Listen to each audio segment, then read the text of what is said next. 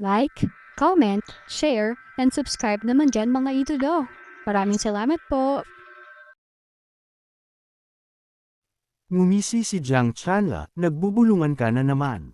Sa tingin mo ba ay mahuhulog ako sa mga treat mo sa pangalawang pagkakataon? Inutusan niya, dakpin siya. At maraming cultivator ang sumugod pasulong sa kanyang utos. Nang marinig ito, medyo nalito si Yinghai. Mahuhulog muli. Yumuko si Zhu Honghong sa kahihiyan habang ang isang malaking bilang ng mga cultivator ay nagsimulan ng kanilang pag-atake mula sa lahat ng direksyon. Hindi rin tumunganga si Jiang Chanla. Nagpadala siya ng isang malaking atake ng palad mula sa itaas. Dose-dosenang mga palad na bakas ang bumagsak ng may napakalaking lakas. Gayunpaman, nakatayo pa rin si Yinghai nang hindi natitinag. Casual niyang iniunat ang kanyang palad, gumaganap ng isang pag-ikot, at isang hindi mapagpanggap na malakas na enerhiya ang nagmula sa kanyang palad. Sa loob ng ilang sandali, marahas itong lumawak, na bumubuo ng isang paalam na malakas na alon ng enerhiya. Natakot ang mga nakapaligid na cultivator nang malaman nilang hindi sila makagalaw kahit isang pulgada. Di nagtagal, kumalat ang makapangyarihang alon ng malakas na enerhiya, na tumama sa kanila ng may malakas na dagandong. Ang kanilang primal energy ay pinagsama, na hinahati sila sa kalahati. Pinanood ni Zhu Honghong na may paghanga ang ekspresyon. Iyon ang Great Mysterious Heavenly Seal ni Kuya, pinagsama sa kanyang teknik ng palad, ang Great Mysterious Heavenly Palm. Nang mapagtanto na nakikitungo siya sa isang nakakatakot na master, sumigaw si Jiang Chanla ng umatras. At mabilis na tumalikod para tumakas. Gayunpaman, huli na ang lahat. Agad na lumitaw si Yinghai sa harap niya, hinaharangan ang kanyang daan. Nang maramdaman ang panganib, mabilis na tinawag ni Jiang Chanla ang kanyang 100 Tribulation Insight Avatar. Sa isang iglap, isang malaking gininto ang avatar ang pumulibot at nagprotekta sa kanya. Tumawa si Yinghai, hinihintay ko ang iyong avatar. Nang walang pag-aalinlangan, inihampas niya ang kanyang Green Jade Sword ng nakakasilaw na bilis. Ang Heavenly Grade Weapon ay ang bangungot ng lahat ng avatar dahil madali nitong malalabag ang depensa ng avatar. Bago pa makapag-react si Jiang Chanla, siya kasama ang kanyang avatar ay hiniwa sa dalawa tulad ng tofu. Medyo may paghamak na tumingin si Yinghai sa ganoong kalaban. Isang 9th Divinity Tribulation Realm ng 5th Leaf. Hindi siya kapantay ng aking 4 na pangunahing tagapagbantay. Di nagtagal, tumahimik ang langit. Ang mga miyembro ng Tiger Ridge Gang ay nakatitig ng may kawalang paniwala. Tapos na, sa isang palad lang at isang hiwa. Sino ang maniniwala na ito ang gawa ng nangungunang disipulo mula sa Evil Sky Pavilion, na nakikitungo sa isang 5th Leaf expert ng walang kahirap-hirap? Dahil natapos ang sitwasyon sa isang ganap na nangingibabaw na paraan, mabilis na sinubukan ni Zhu Honghong na magpasikat. Kuya, napakalakas mo na matapos ang iyong pag-atres. Parang gumagamit ng kutsilyo ng karne upang pumatay ng manok. Sumagot si Yinghai ng may iling ng ulo, wala ito. Talagang mayroon. Talagang sulit itong banggitin, kuya. Ang Great Mysterious Heavenly Palm na iyon, parang wala akong nakitang ganito. Napakalakas. Ang aking paghanga sa iyo ay umaagos tulad ng isang walang katapusang ilog. Patuloy ni Zhu Honghong hanggang sa binigyan. Siya ni Yinghai ng tingin at bahagyang ngumiti. Sige na, sige na. Kanino mo natutunan ang paglalangis na ito? Matapos makisama sa ikapitong disipulo ng napakatagal. Salamat sa iyong tulong, kuya. Kung wala ka rito, nasa malaking problema ako ngayon. Hindi pinansin ng pambabula, nagtanong si Yinghai, ang 8 Directions Formation ba ay itinayo ng ikapitong disipulo? Tumawa si Zhu Honghong, talagang matalas ang mata ni kuya. Walang mate at tago sa iyo. Ang Precious Zen Robe, nakuha ba ito ng ikapitong disipulo para sa iyo? Nang marinig ito, mabilis na tinakpan ni Zhu Honghong ang kanyang chest. Pakiusap, kuya, ito lang ang kayamanan ko.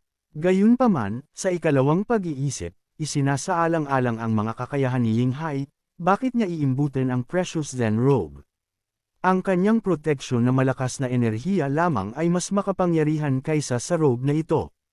Kaya't tapat na umamin si Zhu Honghong, oo, nakuha nga ito ng ikapitong disipulo mula sa Temple of Divine Selection. Umiling si Yinghai. Napakabait ng ikapitong disipulo sa iyo. Huwag mo siyang bigan. Kung wala ang precious Zen robe na ito, patay ka na ngayon. Dahil sa mga pagkalugi ng Orthodox sect at isinasaalang-alang ang pag-uugali ni Ziyang Yuanshan, nagdududa ako na maglakas loob siyang umatake muli. Gayunpaman, mas mabuting maging maingat. Mabilis na tumango si Zhu Honghong bilang pagsang-ayon, tama ka, kuya. Sinulyapan ni Yinghai ang kahon sa malapit. Binanggit ba ng ikaapat na disipulo kung kailan niya kukunin ang treasure chest?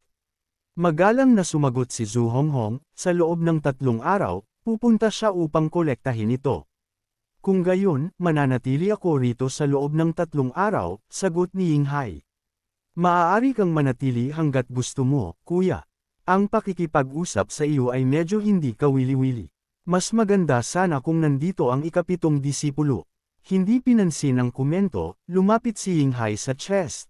Ang green jade sword ay lumitaw sa kanyang kamay. Ang mga mata ni Zhu Honghong ay kumislap sa inggit nang makita ang heavenly grade weapon. Sa ilalim ng kontrol ni Yinghai, ang green jade sword ay marahang pumasok sa isang slot sa kahon na may malutong na pag-click, na nagpapahiwatig na ang green jade sword ay kumikilos bilang isang susi. Ang sandata ay inilabas at nahuli niya ito gamit ang kanyang kamay. Hindi kailanman nawawala ang pagkakataon na magpasikat, bulalas ni Zhu Honghong, napakagandang paghuli, kuya. Nakatitig sa chest, bumulong si Yinghai, Master, gaano karaming kayamanan ang iyong itinago? Kuya, sa iyong mga kakayahan, bakit hindi mo subukang buksan ang kahon na ito? Paano kung may hindi maisip na kayamanan sa loob? Mausisang nagtanong si Zhu Honghong. Sumagot si Yinghai na umiiling, mula nang magsimula ang Evil Sky Pavilion, ang master ay nagbigay sa bawat disipulo ng isang hanay ng mga martial arts techniques at isang sandata. Mula noon, lumago ang katanyagan ng Evil Sky Pavilion sa buong lupain. Hindi ako magugulat sa anumang kayamanan sa loob ng kahon na ito. Oo, kuya, sa iyong Green Jade Sword at Great Mysterious Heavenly Seal, natalo mo ang maraming eksperto. Nang maglaon, itinatag mo ang Underworld Sect, na ngayon ang nangungunang demonic sect sa Great Flame Region. Ang kadalubhasaan ng ikalawang disipulo sa Returning to the Origin Sword Technique ay walang kapantay sa Battle of Shangyuan City. Sinira pa niya ang 10,000 mahahalagang bagay.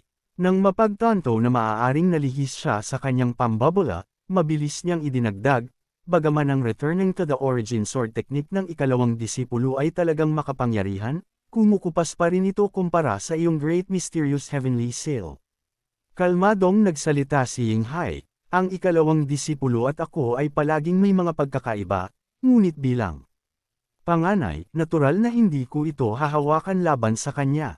Dapat mong ipaayos sa iyong mga tao ang kalat. Nang marinig ito, agad na nagsimulang magbigay ng mga utos si Zhu Honghong.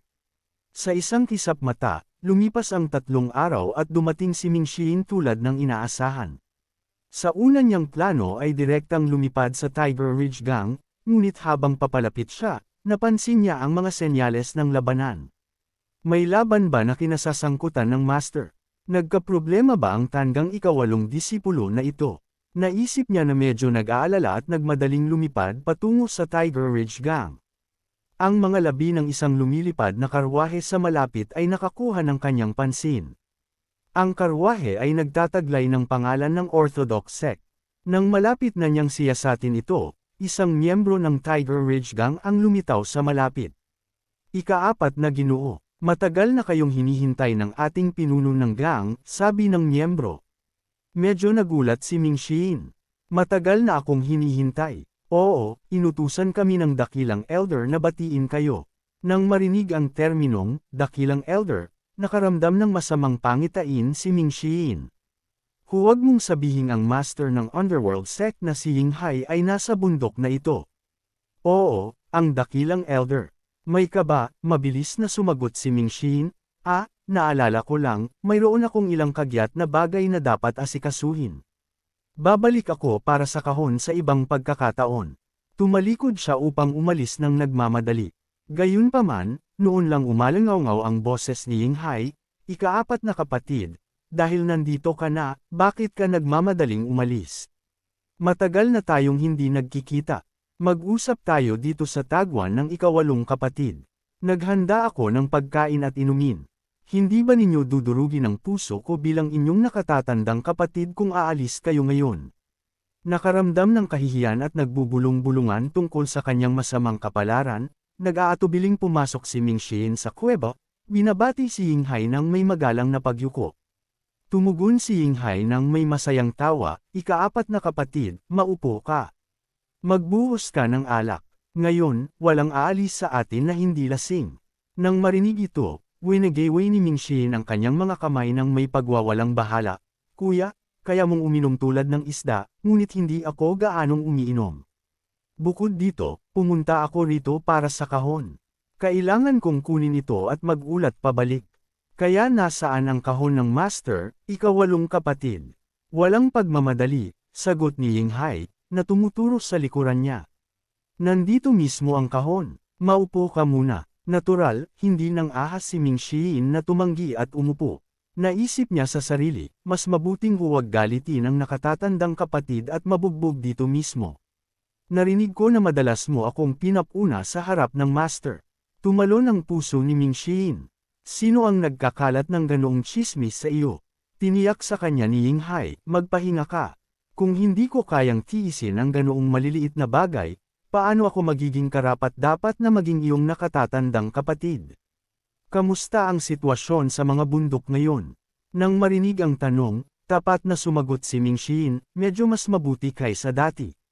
Tumanda na ang master at palaging may mga nag-iimbot sa Evil Sky Pavilion, naghihintay ng pagkakataon na kumagat." Bumantong hininga si Yinghai, "Kamusta ang kalusugan ng matanda? Bumuti ba ang kanyang ugali? Matatag pa rin siya at kayang manakit. Tungkol sa kanyang ugali, may kaunting pagbuti. Narinig ko na ipinagkaloob sa iyo ng master ang heavenly grade weapon, ang Separation Hook," komento ni Yinghai. Medyo nagulat si Ming Xin. "Ang iyong network ng impormasyon ay medyo malawak." Sumagot si Yinghai ng may mahinang ngiti, "Kahit na matagal na akong wala sa Evil Sky Pavilion, lagi ko itong nasa isip ko." Nag-alinlangan si Ming Xin sandali bago nagpatuloy, "Kuya, matagal ko nang gustong itanong ang isang bagay." Magsalita ng malaya, hinikayat ni Yinghai. Taos-pusong nagtanong si Ming Xin, "Noong kasama ka pa sa Evil Sky Pavilion, ang pavilion ay walang kapantay. Sino ang nang-ahas na insultuhan tayo noon? Nagtataka ako kung bakit mo piniling umalis sa Evil Sky Pavilion." Nauna na niyang itinanong ito kay siya, ang ikapitong kapatid, ngunit malabo ang sagot.